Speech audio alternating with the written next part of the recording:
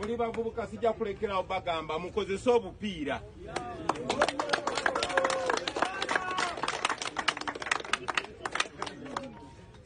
Ate abalina ababeezi mwekuume, mbaagala muli balamu, eggwanga libaagala muli balamu. So saagala mulobe mu kujaguza Christmas ate muveemu n'emirerembe emirala gye tutagenda kweyagaliramu. Christmas oluggwa enkera tutandikirawo.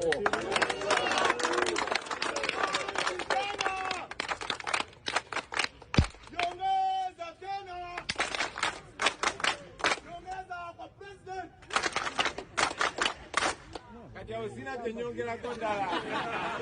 Baliwo abasiraamu kata ng'ombe. Yes, ku Yugi Update TV kosinzira okuba ng'otuwuliriza mukwano gwange yenna ali eyo. Yonna gy'osinza okuba ng'otuwuliriza nti okola kyamaanyi nnyo, gwayagala okutwegattako ogenda wansi waliwo ekigambo subscribe kikooneko, ojja kuba osobola bulungi nnyo otwegattako. Nkubiriza mwenna okugenda mu maaso n'okusubscribinga, muleme kulaba bulabi, muleme kureceiving information, wabula tuyambeko okukuza emikutu gino kubanga gyakola omulimu ogw'amaanyi mu biseera bya campaign. Ekyo olina okimanya. Era woba tusubscribinze ng'oyitako buyisi kitwale nti nno okotogedde enkyukakyuka mu Uganda kubanga abantu bangi abayita ku mikutu gino okufuna information. Kakati ebigambo nga byobiwulidde, Robert Kyagulanyi Ssentamu, President wa National Unity Platform, President w'abantu, awadde obubaka bwe obusembayo mu festival season, abakubiriza okwekuuma n'abagamba bannange obupiira temubwerabira naddala abavubuka. Bannange buli kimu kye muba mukola mukikole nga mumanyi nti obulamu kya bbeeyi era mu bikola byonna bye mukola nga musoosowaza okubeerawo nga muli balamu kubanga temulinanga ekijje mujja kutuuka mu Uganda empya nga temuli balamu nga temuliiwo. Tubaagala muli balamu, eggwanga libaagala muli balamu. Muleme kusanyuka nnyo, muleme kulya nnyo, muleme kuvugisa bimama. Leka kunywa n'ovuga gwe mukwano gwange ali eyampuliriza. Sinywa naye sigala ng'oli muzuukufu.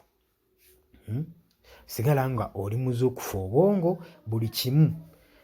Kubanga tetunnatuuka ku masanyu ge twetaaga. Amasanyu gye gali mu maaso eyo ge twetaaga ag'enkyukakyuka gwe mukwano gwange ali eyampuliriza. Buli kimu okikolera mu kadde kaakyo akatuufu. Obubaka Kyagulanyi bw'abakubiriza mikwano gyange mwenna abali eyo butwalenga ekintu ekikulu. Ate nkubiriza okubanga muyambagana eri abo abatalina mbayambeko, nsobola obbayambayambako ne mbakwatirayo mugulirayo kakiro k'ennyama naye naasobola okusanyuka mu mutima newankubadde embeera gye tulimu yeeyo ya bunkenke ya kazigizigi mu budde bwa kukyusa ggwanga era ekyo temukyerabira. Era Pulezidenti Kyagulanyi Ssentamu abagambye nti oluvaayo temwerabira mulamwa, mubeere nga abatutte holiday package ng'abaana abawummudde nti wagenda ewako okuwummula bamuwaka holiday package kamukwipingeko kubanga ajjukira nti ebitabo gyebiri. Kati nammwe babawadde holiday package gye mulina okutambulirako mu holiday eno gye mugendamu. Muleme kwerabira mulamwa, muleme kuva ku mulamwa, muleme kuterebuka, muleme kutuuna myoyo gyammwe olw'okuba mwagala okusanyuka. Ekantu katono kayinza okujja mu pulezidenti wo n'ogamba sifunye ennyama n'ogamba nti osobola okuba nga oteekawo embeera egenda okuba ng'etuswaza gwe mukwano gwange ali eyampuliriza.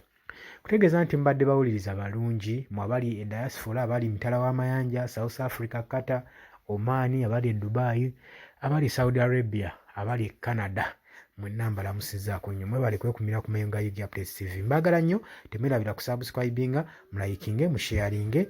Mbaagaliza Ssekukkulu n'omwaka omulungi.